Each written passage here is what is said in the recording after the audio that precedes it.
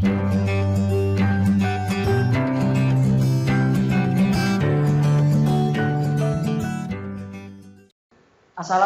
warahmatullahi wabarakatuh. Perkenalkan, nama saya Imam Supardi. Di sini saya akan menjelaskan materi geografi kelas 11 semester 2 bab 6, yaitu tentang keberagaman budaya Indonesia. Nah, bisa dilihat gambar yang kedua dari gambar rumah adat beserta pakaian adat. Nah, gambar ini merupakan gambaran rumah gadang dan tari piring. Rumah gadang dan tari piring merupakan identitas dari daerah Sumatera Barat yang diwariskan secara turun-temurun. Nah, berdasarkan kedua gambar di sini dapat dirumuskan 5 pertanyaan terkait keberagaman budaya bangsa Indonesia seperti identitas nasional. Nah, hakikat kebudayaan. Nah, budaya atau budi atau akal ini biasa disebut dengan kultur atau clair atau mengolah atau mengerjakan. Nah, menurut Konca Raningrat, kebudayaan adalah keseluruhan sistem mencakup segala hal yang merupakan hasil cipta, karsa, dan karya manusia yang dijadikan milik diri manusia dengan belajar. Nah, menurut A.L. Kroeber dan C. Kluckhohn dalam bukunya Culture, A Critical Review of Concepts and Definitions mengatakan bahwa kebudayaan adalah manifestasi atau penjelmaan kerja jiwa manusia dalam arti seluas-luasnya. Nah, Ki Hajar Dewantara mendefinisikan kebudayaan berarti buah budi manusia adalah hasil perjuangan manusia terhadap pengaruh kuat, yakni zaman dan alam, dan merupakan bukti kejayaan hidup manusia untuk menguasai berbagai tantangan dan kesukaran di dalam hidup dan menggunakannya guna mencapai keselamatan dan kesejahteraan yang pada lahirnya bersifat tertib dan damai. Nah, hakikat kebudayaan. Nah, ini merupakan unsur-unsur dari kebudayaan. Yang pertama, sistem religi dan upacara keagamaan. Nah, maksud dari sistem religi ini adalah bahwa di Indonesia ini banyak sekali agama yang ada dan kepercayaan. Namun ada 6 religi atau 5 agama yang diakui sah secara nasional. Dan yang kedua itu sistem dan organisasi masyarakat. Nah, maksudnya ini adalah di Indonesia ini terdiri dari berbagai macam suku kebudayaan, sehingga terdapat perbedaan sistem dan organisasi antara suatu suku atau suatu wilayah dengan wilayah lainnya. Selanjutnya yaitu sistem pengetahuan. Nah, sistem pengetahuan ini menjelaskan perbedaan tingkat pengetahuan atau pengetahuan dasar dari setiap suku-suku atau individu-individu masyarakat yang ada di Indonesia. Nah, selanjutnya adalah bahasa. Kita ketahui bahwa di setiap wilayah ini mempunyai bahasanya masing-masing gitu. Di Indonesia pun banyak sekali bahasa daerah yang ada, bahasa Sunda, bahasa Jawa, Padang, terusan Batak, dan lain-lain. Nah, kesenian. Nah, dari kesenian ini banyak sekali kesenian yang dihasilkan dari kebudayaan itu tersendiri. Contohnya seperti kesenian tarian ataupun nyanyian dan lain-lain. Nah, kemudian sistem mata pencaharian hidup. Nah, sistem mata pencaharian hidup ini dipengaruhi oleh unsur kebudayaan itu tersendiri, di mana setiap mata pencaharian di suatu wilayah ini berdasarkan dari kebudayaan turun-temurun yang ada di daerah tersebut, seperti itu. Kemudian sistem teknologi dan peradaban. Nah, ini sudah jelas bahwa ada beberapa teknologi atau peradaban yang tidak ada di setiap wilayah di Nusantara. Nah, itu yang menjadi unsur-unsur kebudayaan. Selanjutnya itu faktor geografis penyebab keberagaman budaya Indonesia. Yang pertama itu lokasi. Nah, jelas bahwa Indonesia ini merupakan negara kepulauan, di mana banyak sekali pulau-pulau kecil. Ada berbagai lokasi. Nah, ini merupakan faktor yang sangat mempengaruhi akibat adanya keberagaman budaya di Indonesia. Kemudian jenis iklim. Nah, jenis iklim pun mempengaruhi untuk penyebab keragaman budaya Indonesia. Bisa dikatakan bahwa orang-orang yang berada di iklim sejuk atau dengan orang-orang yang berada di iklim panas ini mempunyai kebudayaan atau kebiasaan yang berbeda. Kemudian ada bentuk relief. Ini udah jelas bahwa di Indonesia ini mempunyai relief yang beraneka ragam, terdiri dari dataran rendah, dataran tinggi, kemudian ada danau, laut, dan lain-lain. Nah, selanjutnya ada tipe tanah. Ini udah jelas bahwa di Indonesia ini tipe tanah itu bermacam-macam, ada yang subur dan ada yang tidak subur. Nah, faktor geografis penyebab keragaman budaya di Indonesia yang selanjutnya yaitu fauna dan flora. Nah, dikarenakan Flora dan fauna di Indonesia ini beraneka macam dan memiliki karakteristik yang berbeda di antara satu wilayah dan wilayah lainnya. Nah, berdasarkan bab sebelumnya pada kelas 10 itu menerangkan fauna dan flora di Indonesia ini memiliki 3 karakteristik. Yang pertama karakteristik timur, tengah, dan juga barat. Selanjutnya yaitu kondisi air. Nah, kondisi air di suatu wilayah itu memiliki perbedaan, terutama di pesisir, di pegunungan, di dataran rendah, dan lain-lain.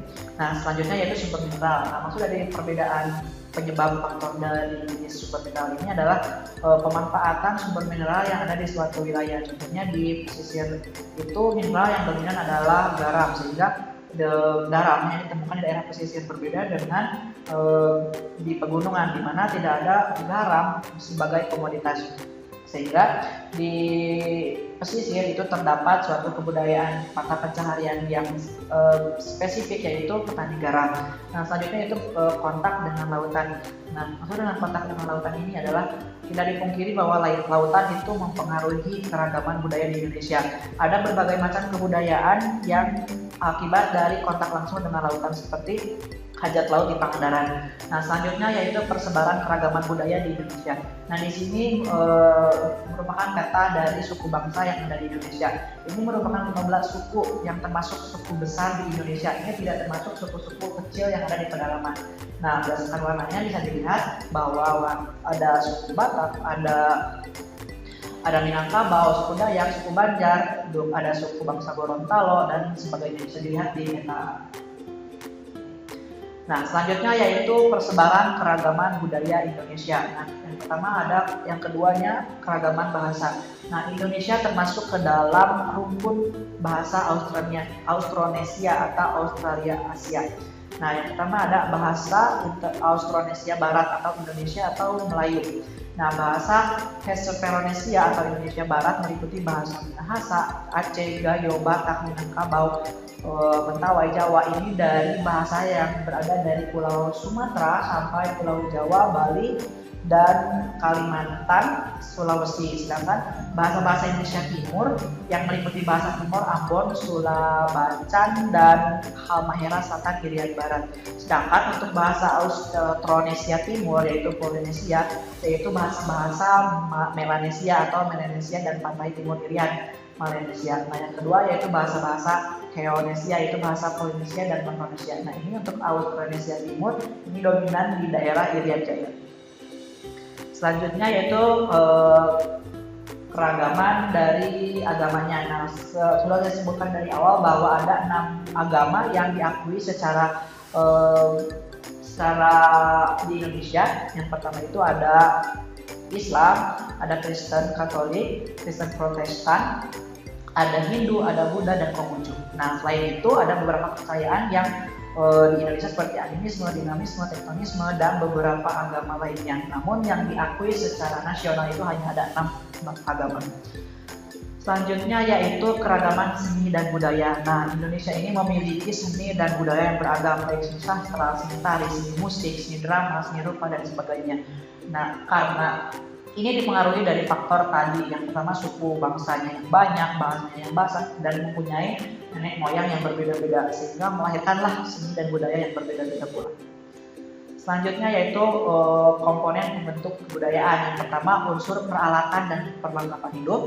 Yang kedua, unsur mata pencaharian atau sistem ekonomi. Yang ketiga, unsur sistem kemasyarakatan. Yang keempat, unsur bahasa. Yang kelima, unsur kesenian. Yang keenam, unsur ilmu pengetahuan dan teknologi. Yang ketujuh, unsur agama dan kepercayaan. Yang kedelapan, unsur kebudayaan universal. Nah, ini tadi yang sudah dijelaskan sebelumnya. Selanjutnya, pembentukan kebudayaan nasional. Nah, konsep kebudayaan nasional. Nah, kebudayaan nasional adalah karya warga negara Indonesia, termasuk karya zaman dahulu di berbagai wilayah tanah air. Kebudayaan nasional ini merupakan hasil karya warga negara Indonesia yang tema perkiraan dan wujudnya mengandung ciri-ciri khas dari Indonesia itu tersendiri. Nah, kebudayaan nasional merupakan hasil karya warga negara Indonesia dan umumnya dirasakan memiliki nilai tinggi sehingga menjadi kebanggaan orang Indonesia. Nah, ini biasanya dipakai ketika atau terlihat pada saat upacara-upacara nasional seperti itu. Selanjutnya ada budaya lokal dan budaya nasional. Nah, Seperti tadi kalau budaya lokal yaitu budaya yang dimiliki oleh suatu daerah atau suku bangsa tertentu dengan sifat yang khas dan diturunkan secara turun-temurun dari suatu generasi ke generasi lainnya, baik secara tertulis ataupun secara lisan.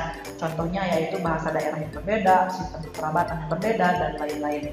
Nah, untuk budaya nasional, budaya yang diangkat dan diakui menjadi identitas nasional atau unsur pembentuk utama budaya nasional.